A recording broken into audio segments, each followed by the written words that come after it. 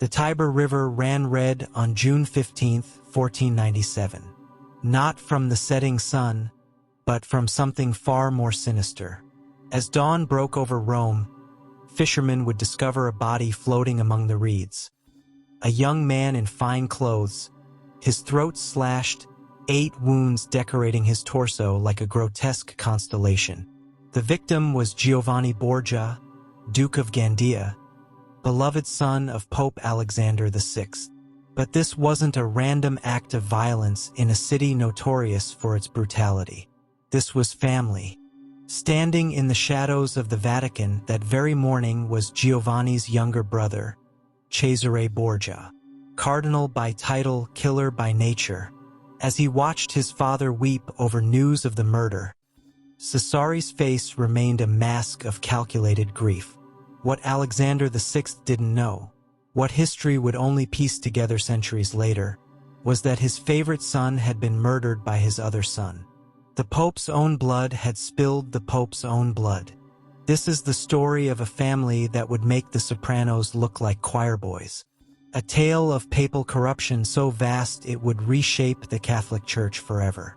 It's the story of Cesare Borgia, the man who inspired Machiavelli's The Prince, who seduced and murdered his way across Renaissance Italy, and who would stop at nothing, not even the destruction of his own family, to claim the power he believed was his birthright. Welcome to the most dysfunctional family in history. Welcome to the House of Borgia. To understand how a cardinal could murder his brother and orchestrate his sister's husband's death, we must first understand the poisoned soil from which the Borgia tree grew. The year was 1492, and while Columbus was discovering the New World, Rodrigo Borgia was busy corrupting the old one. Rodrigo Borgia's path to the papal throne wasn't paved with prayers. It was bought with gold, sealed with blackmail, and cemented with the kind of political maneuvering that would make modern politicians blush. Born in Spain in 1431, Rodrigo had learned early that in the world of Renaissance politics, morality was a luxury only the powerless could afford. When the conclave gathered to elect a new pope following the death of Innocent VIII, Rodrigo didn't leave anything to chance. He arrived with mule trains loaded with silver, promising benefices, castles, and bishoprics to anyone willing to cast their vote his way. Cardinal Ascanio Sforza received the lucrative vice-chancellorship and Rodrigo's Roman palace. Cardinal Orsini was promised several castles and a hefty pension. Even the youngest cardinal present received a substantial bribe. The night before the vote, Rodrigo's agents moved through Rome like shadows, delivering final payments and making last-minute promises. By morning, the fix was in. When the white smoke rose from the Sistine Chapel on August 11, 1492, it announced to the world that Rodrigo Borgia had become Pope Alexander VI. What it didn't announce was that the papacy had just been purchased like a piece of prime real estate. But Rodrigo's corruption went far deeper than mere simony. While the church demanded celibacy from its priests, Rodrigo had been living openly with his mistress, Venazia dei Catanii, for over a decade. Together, they had 4 children who would become the central figures in one of history's most scandalous families. Juan, who would later become Giovanni, Cesare, Lucrezia, and Jaffer. From the moment he donned the papal tiara, Alexander VI made it clear that his pontificate would be about 2 things: accumulating wealth and advancing his family's power. The Catholic Church, with its vast resources and political influence, would become the Borgia family business. And his children, they would be his instruments of conquest. The stage was set for a family drama that would make Shakespeare's tragedies look like bedtime stories. In the opulent halls of the Vatican, 2 brothers grew up in the shadow of the most powerful man in Christendom. But while they shared the same father and the same blood, Giovanni and Cesare Borgia couldn't have been more different, and that difference would ultimately lead to murder. Giovanni Borgia, later Duke of Gandia, was everything a father could want in a son. Handsome, charming, and blessed with an easy smile that could disarm both enemies and allies, Giovanni was Alexander VI's shining star. The Pope showered his eldest legitimate son with titles, lands, and affection. At just 16, Giovanni was made Duke of Gandia, one of the most prestigious titles in Spain. Wealth flowed to him like water, and his father's favoritism was so obvious it became a source of gossip throughout the papal court. But Giovanni had a fatal flaw: he was soft. While he looked every inch the Renaissance prince, he lacked the steel necessary to survive in the brutal world of Italian politics. He preferred lavish parties to political strategy, beautiful women to battlefield tactics.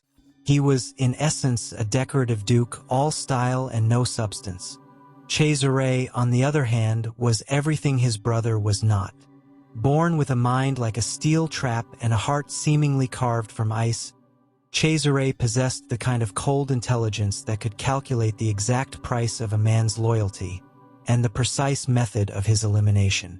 While Giovanni basked in their father's approval, Cesare burned with ambition in the shadows.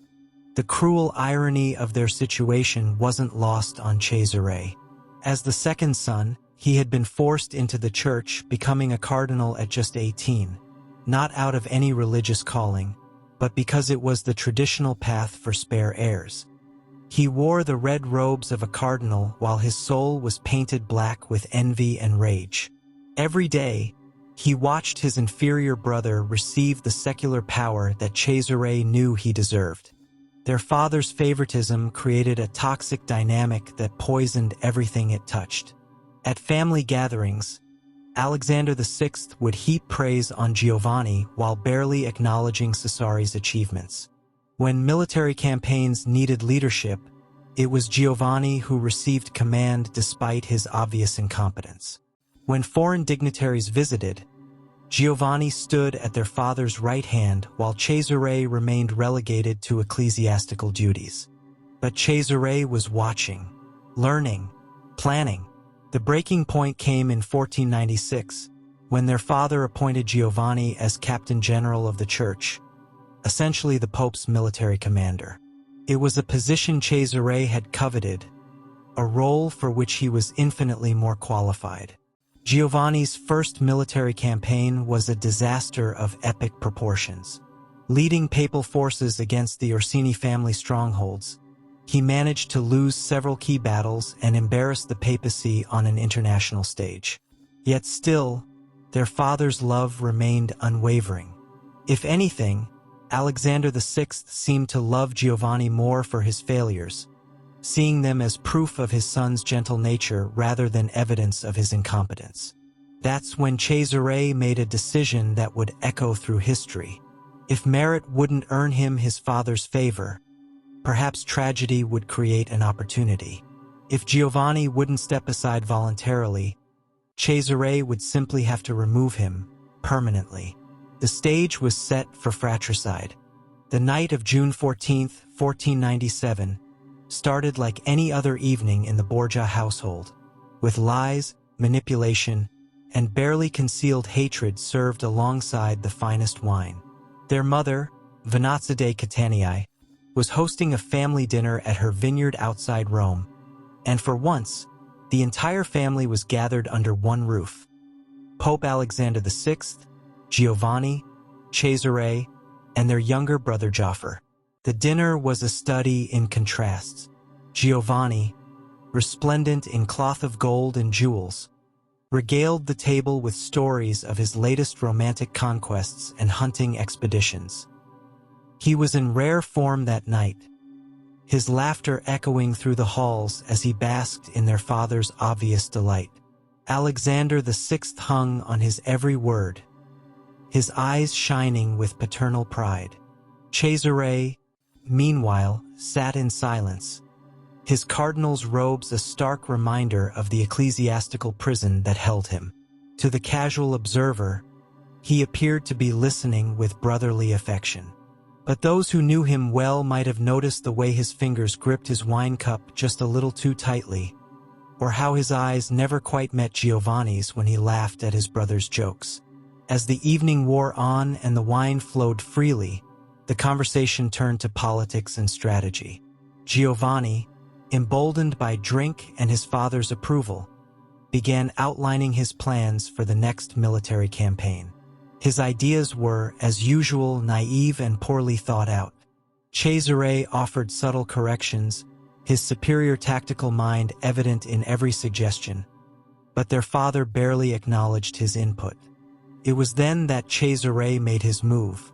"Brother," he said, his voice warm with false affection, "why don't we ride back to Rome together? I know of a place where the night air might clear our heads, and we can discuss your brilliant strategies in private."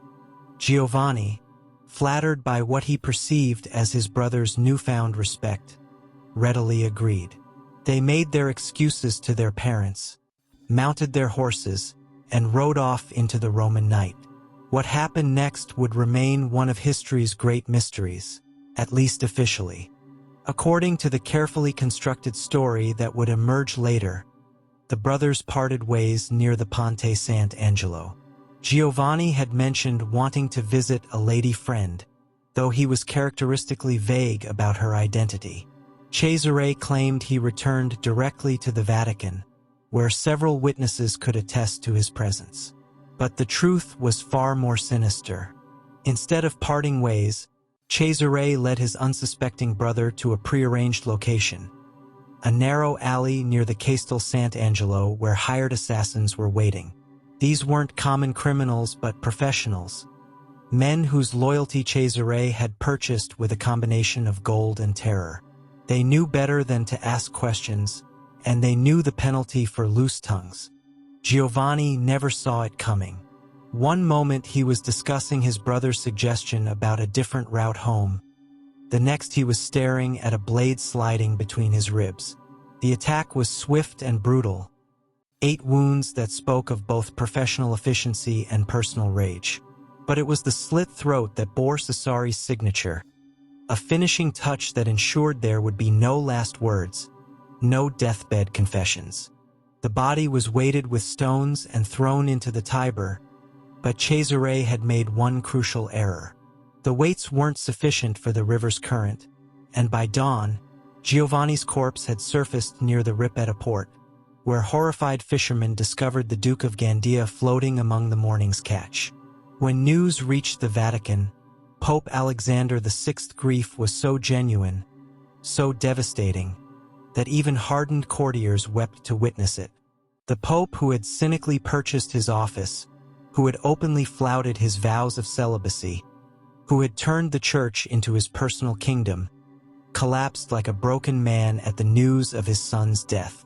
And through it all, Cesare played his part perfectly. His shock seemed genuine, his grief profound. He comforted his devastated father, organized the funeral arrangements, and publicly swore vengeance against whoever had committed this heinous crime. He was so convincing that some witnesses later swore they saw tears streaming down his face. But those closest to him might have noticed that his tears dried remarkably quickly when he thought no one was looking. And they might have observed how swiftly he began maneuvering to fill the void his brother's death had created. Within weeks of Giovanni's funeral, Cesare was already working behind the scenes to secure the secular power that had always been denied to him. The golden sun was dead, and the shadow prince was finally ready to step into the light. Giovanni's death marked the beginning of Cesare's transformation from reluctant cardinal to Renaissance Italy's most feared political operator. But his ambitions extended far beyond simply replacing his brother. He intended to reshape the entire political landscape of Italy, and anyone who stood in his way, family included, would face the consequences. The first obstacle was his ecclesiastical status. As a cardinal, Cesare was technically bound to the church, unable to marry, lead armies in his own name, or pursue the kind of secular power he craved. But if anyone could find a way around such inconvenient restrictions, it was a Borgia. Working in perfect harmony with his father, Cesare orchestrated one of the most audacious religious frauds in history. They claimed that Cesare's ordination as a cardinal had been invalid due to a technicality. He had supposedly been ordained under duress and against his will. It was a transparent lie, but it was their lie, and they had the power to make it truth. In August 1498, Pope Alexander VI formally released his son from his ecclesiastical vows, making Cesare the first person in church history to resign from the cardinalate. The scandal sent shockwaves through Catholic Europe, but Cesare didn't care. Freedom was worth any amount of criticism. With his church shackles removed, Cesare was free to pursue his true calling, conquest. But he needed allies, and the most powerful potential ally in Europe was France. King Louis XII was planning to invade Italy to press his claim on the Duchy of Milan, and he needed papal support for his venture. Cesare saw an opportunity for a mutually beneficial arrangement. The deal they struck was masterful in its cynicism. Alexander VI would annul Louis XII's marriage to Joan of France, allowing the king to marry Anne of Brittany and unite their kingdoms. In exchange, Louis would provide Cesare with French troops, noble titles, and support for his conquest of the Papal States. As a bonus, Cesare would marry Charlotte d'Albret, sister of the King of Navarre, cementing the alliance with royal blood.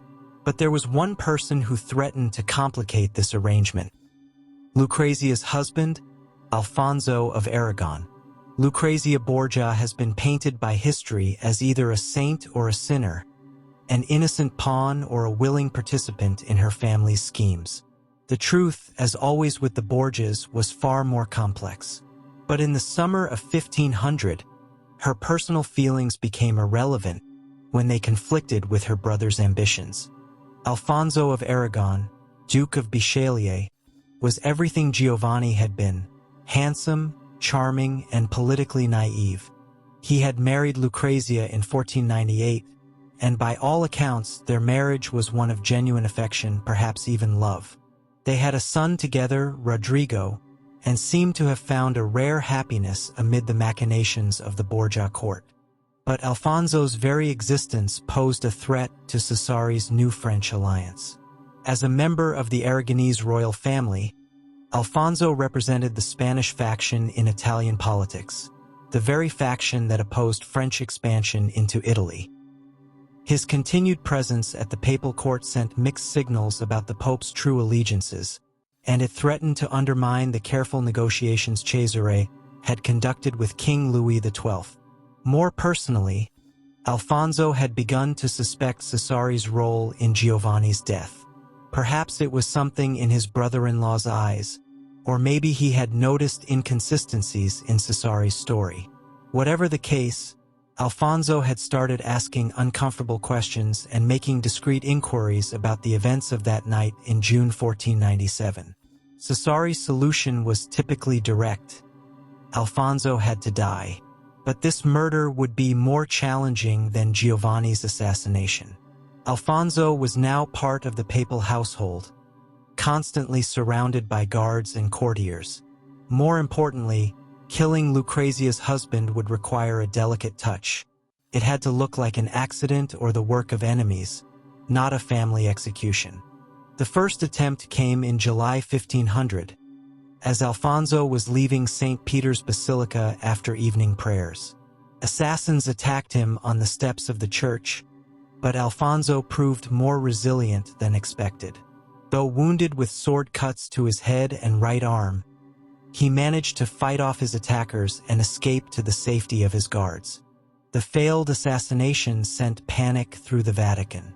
Alfonso was rushed to his rooms, where he was attended by Lucrezia and his own personal physicians. Security was tripled, and Alexander VI publicly declared that whoever had attacked his son-in-law would face the full wrath of the papal authority.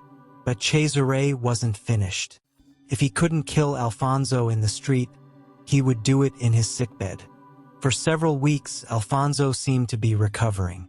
Lucrezia rarely left his side, and his wounds were healing cleanly. The immediate danger appeared to have passed. Then, on August 18, 1500, something changed. Alfonso's condition suddenly deteriorated. The physicians were baffled. His wounds had been healing well, but now he was showing signs of poisoning. His skin took on a grayish pallor, he began vomiting blood, and his breathing became labored. Lucrezia, desperate to save her husband, dismissed all the papal physicians and brought in her own trusted doctors. She prepared his meals herself and allowed no one else to tend to him. For a brief moment, it seemed her precautions might work. Alfonso's condition stabilized. That's when Cesare decided to abandon subtlety altogether. On the evening of August 18th, Cesare arrived at Alfonso's chambers with a small group of guards, claiming he needed to discuss urgent matters of state with his brother-in-law. Lucrezia was dismissed from the room, despite her protests. What happened next was witnessed only by Cesare's men, and they would take their secrets to their graves.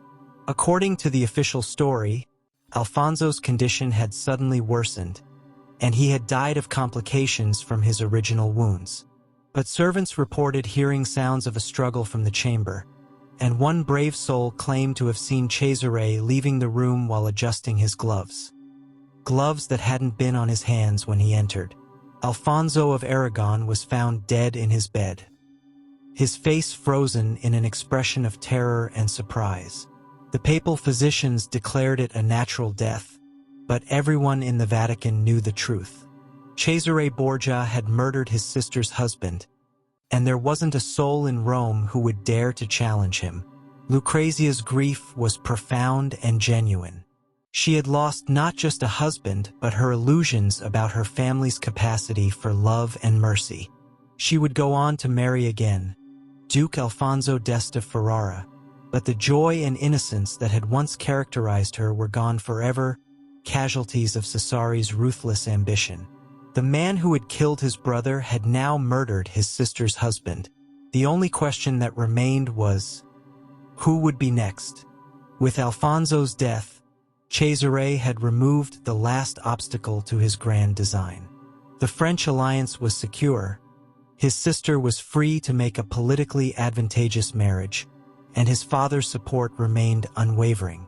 But Cesare's appetite for power was insatiable, and he had set his sights on a prize that would make him one of the most powerful men in Italy: the conquest of the Papal States. The Papal States were a patchwork of territories across central Italy, nominally under papal control but actually ruled by a collection of local lords, petty tyrants, and independent city-states. Most of these rulers held their lands through papal appointment, but they had grown increasingly independent over the decades, keeping the revenues that should have flowed to Rome and ignoring papal directives when it suited them. Cesare saw an opportunity to kill two birds with one stone. He could reclaim these territories for the papacy, thereby enriching his family's coffers, while simultaneously carving out a personal kingdom that would make him the most powerful secular ruler in central Italy. His campaign began in 1499 and would continue for the next 4 years, earning him a reputation as one of history's most effective military commanders. But it wasn't just his tactical brilliance that made him successful. It was his complete willingness to use terror as a weapon of war. Take the case of Ramiro de Lorca, whom Cesare appointed as governor of the newly conquered Romagna region. De Lorca was brutally efficient at establishing order, using methods so savage that they shocked even hardened Renaissance observers.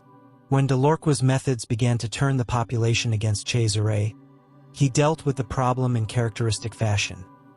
He had de Lorca executed and his body cut in half, then displayed in the town square of Cesena as a message that even Cesare's own appointees weren't safe from his justice. The psychological effect was devastating. Towns began surrendering without a fight rather than risk Cesare's displeasure. Rival commanders thought twice before opposing him in battle, knowing that defeat might mean not just death but the kind of creative torture that would make their names synonymous with suffering. But perhaps Cesare's most brilliant stroke was his manipulation of the Orsini family, longtime enemies of the Borgias. Instead of simply destroying them through military force, he played a more subtle game. He negotiated a false peace with them, invited their leaders to a reconciliation meeting at the town of Senigallia, and then, in a move that would inspire Machiavelli's admiration, had them all arrested and executed in a single night. The Senigallia trap was a masterpiece of deception. Cesare had convinced the Orsini lords that he needed their support for his next campaign, offering them generous terms and swearing sacred oaths of friendship. When they arrived for the supposed peace conference, they found themselves surrounded by Cesare's troops with no hope of escape. Vitellozzo Vitelli and Oliverato da Fermo were strangled with a cord.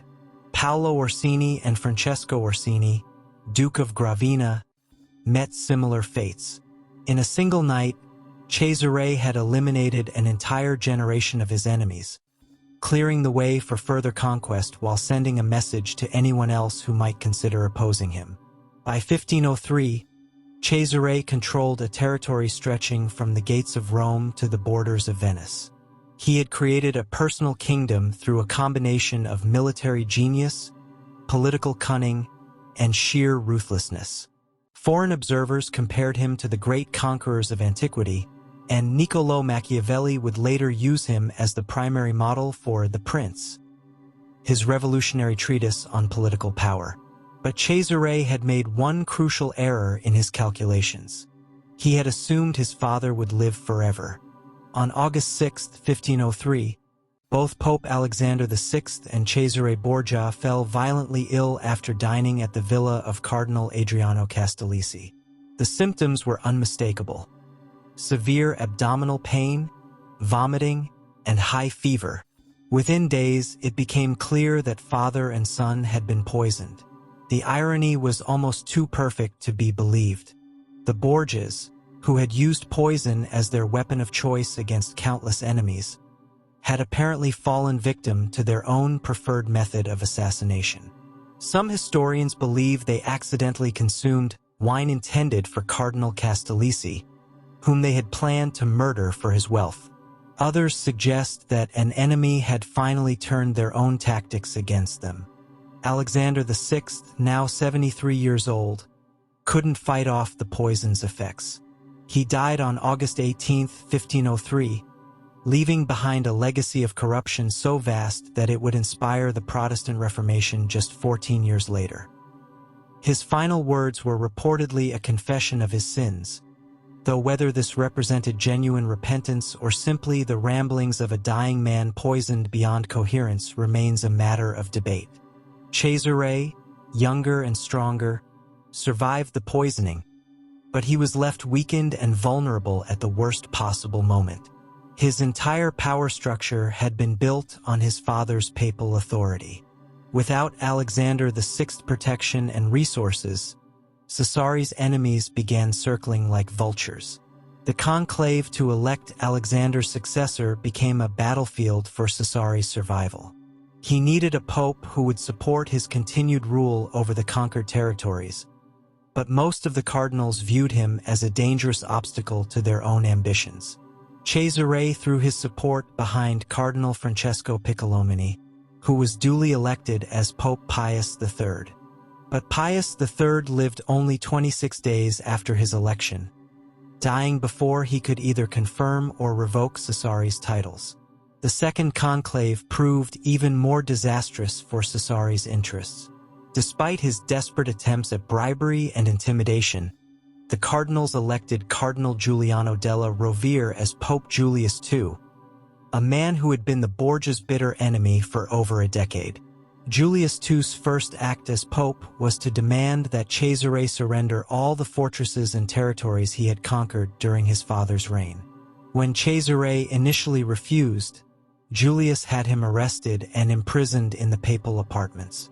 The man who had once terrorized Italy found himself a prisoner in the very palace where he had grown up. But even in captivity, Cesare remained dangerous. Using a combination of charm, bribery, and veiled threats, he managed to negotiate his release in April 1504. Julius II, perhaps recognizing that a living Cesare in exile was less dangerous than a martyred Cesare in Rome, allowed him to leave for Naples, where he sought the protection of Gonzalo Fernández de Córdoba, the Spanish general. However, Cesare's reputation had preceded him. King Ferdinand of Spain, under pressure from Julius II and fearing Cesare's potential for causing trouble, had him arrested and transported to the castle of Chinchilla in Spain. The man who had once commanded armies and dictated terms to kings found himself locked in a Spanish dungeon, his empire reduced to a single prison cell. Cesare would eventually escape from Chinchilla in 1506 and flee to Navarre, where his brother-in-law King John III offered him sanctuary and a chance to rebuild his fortunes. But the days of Borgia supremacy were over. Italy had moved on, and new powers were already filling the vacuum left by the family's fall. Cesare Borgia's story reached its bloody conclusion on March 12, 1507, on a rain-soaked battlefield outside the fortress of Viana in Navarre. The man who had murdered his brother, orchestrated his brother-in-law's assassination, and terrorized Italy for half a decade met his end not through poison or political intrigue, but in the simple, brutal manner he had always understood best: violence. He had been serving his brother-in-law, King John III of Navarre, in a campaign to reclaim territories lost to neighboring Castile. It was a minor conflict by the standards of Cesare's previous conquests, but it represented his only remaining chance to rebuild his military reputation and perhaps eventually return to Italy. On that fateful morning, Cesare received reports that a relief column was approaching the besieged fortress of Viana. Against the advice of his officers, he decided to lead a small cavalry charge to intercept the enemy forces. His men pleaded with him to wait for reinforcements, but Cesare was driven by the same reckless ambition that had always defined him. The charge was a disaster.